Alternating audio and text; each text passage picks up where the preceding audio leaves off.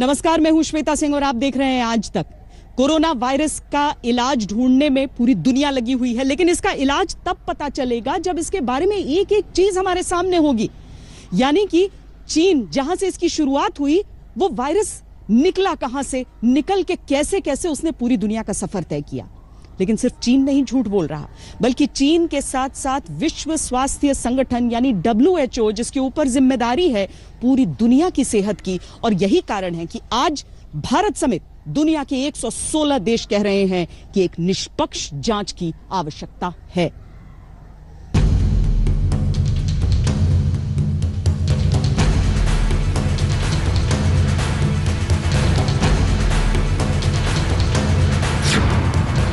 चीन के बनाए जाल में ही फंस गया WHO। भारत समेत दुनिया के 116 देशों के निशाने पर WHO। अब किसी कीमत पर बच नहीं सकता WHO। चीन की दोस्ती WHO पर अब भारी पड़ने लगी है। एक तो नहीं, बल्कि दुनिया के 116 देशों के निशाने पर आ गया है विश्व स्वास्थ्य संगठन। सब के सब ऑस्ट्रेलिया के साथ आ गए हैं। आपको बताते चले कि ऑस्ट्रेलिया ने WHO के खिलाफ एक विश्वव्यापी मुहिम छेड़ी हुई है। वो चाहता है कि कोरोना को लेकर WHO के खिलाफ जांच हो, वो भी पूरी तरह से स्वतंत्र, निष्पक्ष और विस्तृत। दरअसल आज से ही स्विट्जरलैंड में वर्ल्ड हेल्थ असेंबली शुरू हुई है और कोरोना का कहर झेल रहे इन सब देशों ने मिलकर एक ड्राफ्ट बना लिया है। ये देश जानना चाहते हैं कि कोरोना काल में WHO के स्तर पर मौजूद ढांचे ने कितना काम किया, कितने अंतर्राष्ट्रीय स्वास्थ्य नियम लागू हुए और उनकी क्या स्थिति है। संयुक्त राष्ट्र के स्तर पर किए जा रहे काम में WHO का कितना योगदान है। जिन देशों ने मिलकर WHO के खिलाफ मोर्चा खोला है, उनमें ऑस्ट्रेलिया और भारत के अलावा यूरोप के 27 देशों के साथ साथ ब्राजील, दक्षिण कोरिया, मैक्सिको, टर्की, न्यूजीलैंड, रूस, इंडोनेशिया, जापान, ब्रिटेन, कनाडा और 54 देशों का अफ्रीकी समूह भी शामिल हो गया है।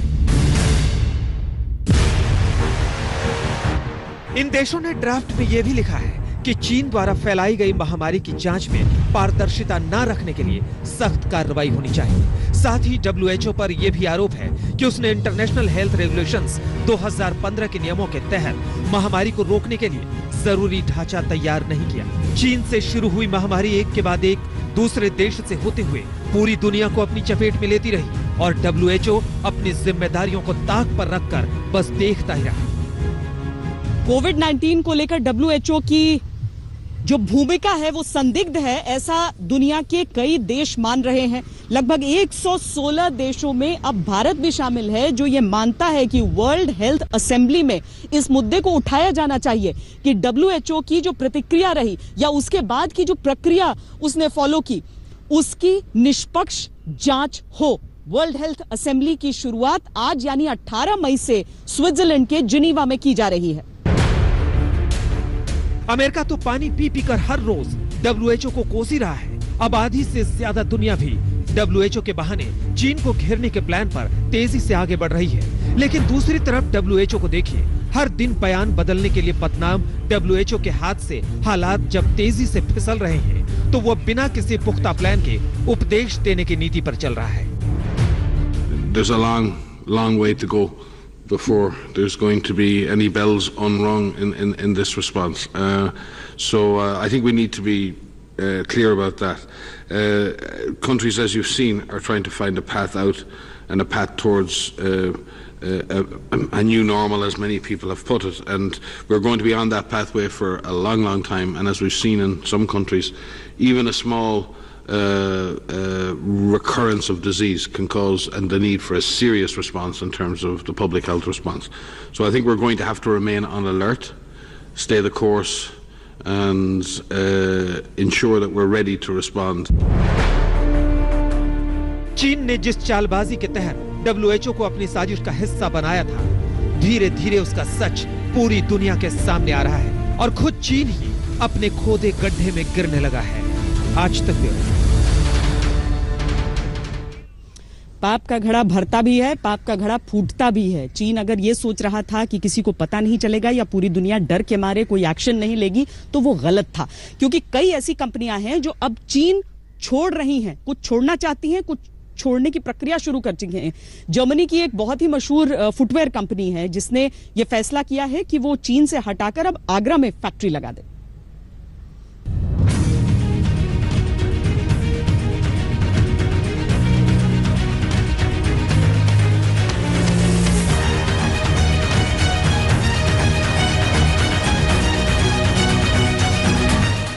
चीन से लड़ाई, भारत की कमाई। कारोबार की दुनिया में वर्ल्ड वॉर की बारी आई। पूरी दुनिया अब दो मोर्चों पर लड़ाई लड़ रही है। एक लड़ाई है कोरोना के खिलाफ, तो दूसरी लड़ाई है अर्थव्यवस्था संभालने की। इन दोनों लड़ाइयों में चीन पर सबकी नजरें टेढ़ी होनी शुरू हो गई हैं। चीन को चिढ़ाती ताजा खबर तो यह है कि जापान, जर्मनी, ऑस्ट्रेलिया, ब्रिटेन और इजराइल समेत तमाम धनी देश चीन से अपनी कंपनियों को समेटकर कहीं और ले जाने का संकेत दे चुके हैं। तो अब सवाल यही उठता है कि क्या भारत दुनिया भर की कंपनियों के लिए प्रोडक्शन का हब बन जाएगा? इसका जवाब दिया है जर्मनी की फुटवेयर कंपनी ने। इस कंपनी ने चीन से अपना कारोबार समेट लिया है और भारत में फैक्ट्री लगाने का ऐलान कर दिया है।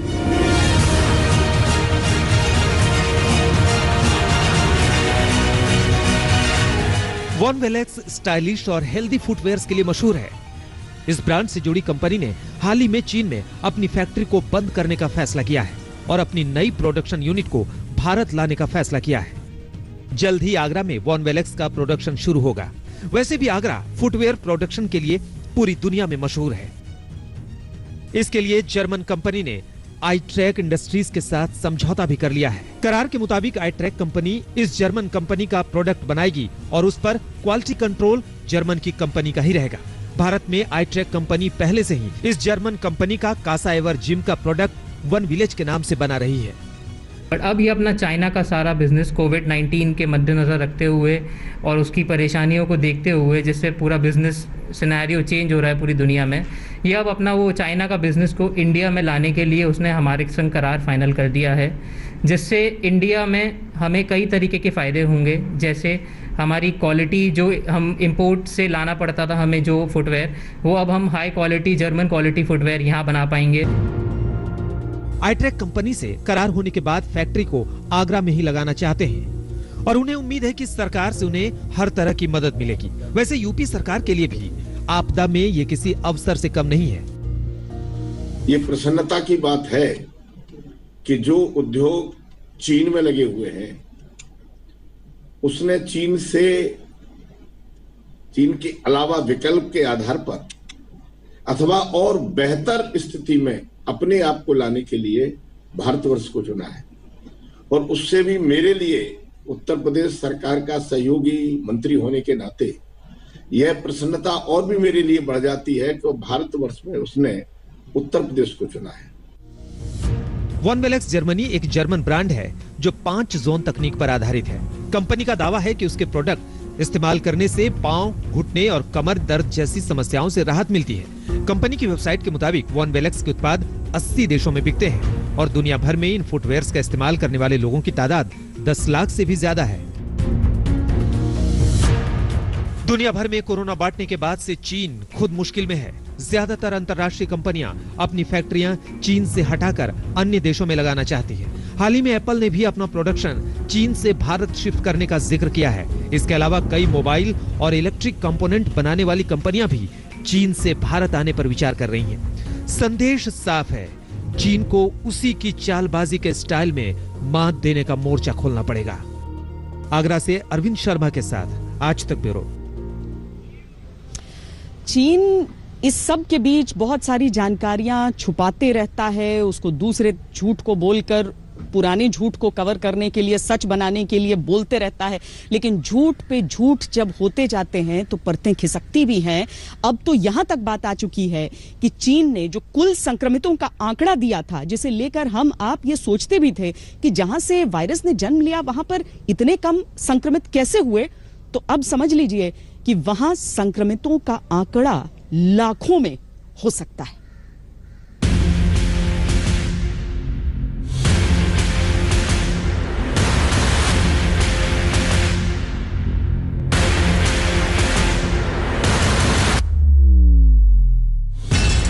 पकड़े गए चीन के कई महाझूठ। कोरोना मरीजों के सैंपल्स नष्ट करने का महाझूठ, चीन में कम लोगों के मरने का महाझूठ।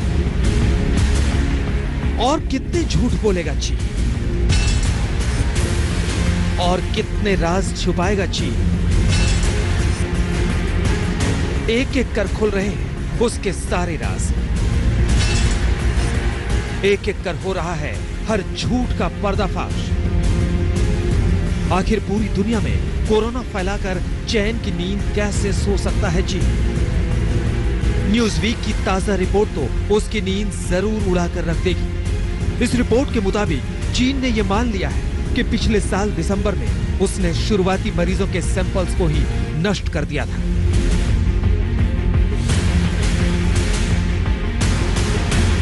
पूरी दुनिया हाथ धोकर चीन के पीछे पड़ी है। उस पर साफ साफ आरोप है कि उसकी लैब से ही वायरस लीक हुआ, जो महीनों बाद अब भी दुनिया भर में तबाही मचा रहा है। अब तक 3 लाख से ज्यादा लोग कोरोना के चलते अपनी जान गंवा बैठे हैं। इससे खफा अमेरिका समेत कई ताकतवर देशों ने चीन के खिलाफ अभियान ही छेड़ रखा है। ऐसे में चीन के एक और झूठ का पर्दाफाश हुआ है। दरअसल ये खुलासा किया है चीन के राष्ट्रीय स्वास्थ्य आयोग के मेडिकल अफसर लियू डेनफेंग ने। शुरुआती मरीजों के सैंपल्स नष्ट करने के मामले में सफाई देने के अंदाज में उन्होंने कहा,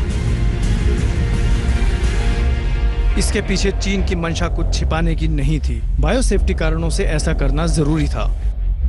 देश के कानून के अनुसार कई लैब संक्रामक रोगों के सैंपल संभालने के लिए तैयार नहीं हैं। ऐसे संक्रामक रोगों से जुड़े सैंपल्स के स्टोरेज, स्टडी और उन्हें नष्ट करने के सख्त मानक रखे गए हैं। इसीलिए या तो उन्हें पेशेवर संस्थानों को सुपुर्द किया जाता है अथवा नष्ट कर दिया जाता है। चीन का ये कबूलनामा किसी माफीनामे से कम नहीं है, क्योंकि चीन पूरी तरह से घिरता हुआ नजर आ रहा है। उसने अमेरिका के उसी आरोप को अभी स्वीकार किया है जो विदेश मंत्री माइक पॉम्पियो कई बार दोहराते दिखे हैं। चीन ने प्रयोगशाला में कोरोना के शुरुआती सैंपल दिसंबर में नष्ट किए और पूरी दुनिया से इसकी जानकारी छुपाई, जिससे कोरोना दुनिया भर में फैला। कोरोना के शुरुआती सैंपल नष्ट करने के हमारे पास पक्के सबूत हैं। चीन अब कितनी ही सफाई देता फिरे, लेकिन सच धीरे धीरे दुनिया के सामने आ रहा है। चीन का जो दूसरा झूठ पकड़ा गया है वो है मौत का आंकड़ा छिपाने का। चीन में कोरोना वायरस के मरीजों की संख्या से जुड़ा डेटा लीक हुआ है और नए आंकड़े चौंकाने वाले हैं। चीन का एक एक झूठ सामने आ रहा है। दिसंबर में उसने स्वीकारा कि हाँ उसने सैंपल नष्ट किए थे। उसके बाद उसने इस बात को भी स्वीकारा, या यूं कहें उसे स्वीकारना पड़ा कि उसने मौत का आंकड़ा छुपाया था। अब उसके national institute of defence technology के जरिए यह बात सामने आई है कि चीन में संक्रमण का आंकड़ा 84,000 नहीं बल्कि लगभग 6,40,000 था। ताजा जो खुलासा हुआ है उसके मुताबिक चीन में 84,000 नहीं बल्कि 6,40,000 लोग कोरोना से संक्रमित पाए गए थे। ये आंकड़े सेना के अधीन चलने वाली एक चीनी यूनिवर्सिटी से लीक हुई है। वैसे चीन ने आधिकारिक रूप से माना है कि उनके यहाँ कोरोना के 84,029 केस सामने आए हैं। लेकिन अब चांगसा में मौजूद national university of defence technology से लीक हुए डेटा के मुताबिक यहाँ कोरोना के मरीजों की संख्या 6,40,000 तक हो सकती है। चीन भूल गया है कि कैसे उसने कोरोना से जुड़ी जानकारियां शुरू में ही दबाने की साजिश रचनी शुरू कर दी थी। अब तो पूरी दुनिया जान चुकी है कि सबसे पहले जब कोरोना के बारे में 34 वर्षीय डॉक्टर ली वेनलियांग ने बाकी डॉक्टरों को बताने की कोशिश की थी और कैसे उनका उत्पीड़न किया गया और उनकी आवाज को दबा दिया गया, बाद में कोरोना की वजह से ही उनकी मौत हो गई। कोरोना से जुड़ी संवेदनशील जानकारी छुपाकर चीन ने दुनिया को कितनी बड़ी सजा दी है, ये खुद चीन भी समझ रहा है। पूरी दुनिया के सामने चीन सबसे बड़ा खलनायक बनकर सामने आया है। जानकारी छुपाकर चीन पूरी दुनिया में अब किसी के सामने अपना मुंह दिखाने लायक नहीं बचा है और अब उसका कबूलनामा उसकी अपनी करतूतों का सबूत है। आज तक ब्यूरो। लेकिन चीन जितनी भी कोशिशें कर ले अपनी साजिशों को छुपाने की, कहीं ना कहीं से वो सारी चीजें बाहर निकलती ही रहती हैं। कुछ तो CIA के दम पर बाहर निकली कि किस तरह चीन ने साजिश रची, तो चीन की अपनी जो संस्थाएं हैं और चीन के जो अपने नागरिक हैं वो भी कहीं ना कहीं ये सारी बातें पूरी दुनिया के सामने बेपर्दा कर ही देते हैं। साजिश पे साजिश रचता रहा चीन, वुहान के सच को दबाता रहा चीन, WHO से झूठ बुलवाता रहा चीन। कोरोना एक साजिश है, जी हां, मेड इन चाइना साजिश, जिसने पूरे संसार में मचा रखा है कोहराम। इस साजिश पर से पर्दा उठाया है अमेरिका की खुफिया एजेंसी CIA ने। CIA की रिपोर्ट में कहा गया है कि चीन ने WHO को धमकी देकर कोरोना को पेंडेमिक घोषित करने से रोके रखा। चीन की यह धमकी थी कि अगर WHO दुनिया को कोरोना के वास्तविक खतरे से आगाह करेगा तो चीन उसके साथ आगे से कोई सहयोग नहीं करेगा। रिपोर्ट के मुताबिक शी जिनपिंग ने WHO के प्रेसिडेंट टेड्रोस अधनॉम घेब्रेयेसस को फोन कर कोरोना के खतरे को कम कर दुनिया को बताने के लिए कहा। चीन और WHO के बीच बात धमकी से शुरू हुई थी, फिर शायद कुछ ऐसी सेटिंग हुई कि पूरी दुनिया अब तक त्राही त्राही कर रही है। दरअसल दुनिया को कोरोना पर वार्निंग देने का काम WHO का था। उसने इस काम को अंजाम देने में बहुत देर की। कोरोना दिसंबर में ही चीन में आ चुका था। जनवरी में चीन कोरोना से बर्बाद हो रहा था। अस्पतालों में मरीज ही मरीज थे, कब्रिस्तानों में लाशें ही लाशें थी। पहली जनवरी तक WHO को पता चल चुका था कि ये महामारी बहुत घातक है, लेकिन उसने इस खतरे के बारे में दुनिया को आगाह ही नहीं किया। उसने तब आगाह किया जब दुनिया स्वतः संज्ञान ले चुकी थी। वुहान में लाशों के जलाए जाने के सबूत पश्चिमी देशों की सैटेलाइट्स ले चुकी थी। जनवरी के पहले हफ्ते में भी अगर WHO ने कोरोना को वैश्विक महामारी घोषित किया होता तो कोरोना शायद चीन से बाहर नहीं निकल पाता, लेकिन WHO ने पूरी जनवरी का वक्त बर्बाद कर दिया। WHO ने 30 जनवरी को कोरोना वायरस को वैश्विक महामारी घोषित किया।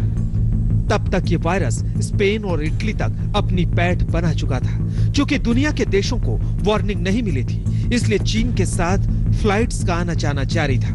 टूरिस्ट प्लेस होने के नाते लोग इटली और स्पेन आते जाते रहे, वहां से संक्रमण को अपने अपने देश में ले जाते रहे। इसलिए तो ट्रंप तिलमिलाए हुए हैं, इसलिए तो ट्रंप ने WHO को सजा भी दी, इसलिए तो ट्रंप ने WHO के अस्तित्व को ही संकट में ला खड़ा किया है। मैं इस पर यकीन नहीं करता कि ये किसी उद्देश्य के तहत किया गया था, लेकिन ये शायद उसकी अक्षमता की वजह से बाहर आया और उन्हें नहीं पता था कि इस बारे में बात कैसे करें। हम चीन की मदद करना चाहते थे, लेकिन वो नहीं चाहता था कि हम वहां जाएं। विश्व स्वास्थ्य संगठन को हम हर साल $500 मिलियन देते हैं। मैं इस बारे में जल्द ही बड़ा ऐलान करने जा रहा हूं, क्योंकि वो चीन की कठपुतली है। उसे चीन से सिर्फ $38 मिलियन मिलते हैं।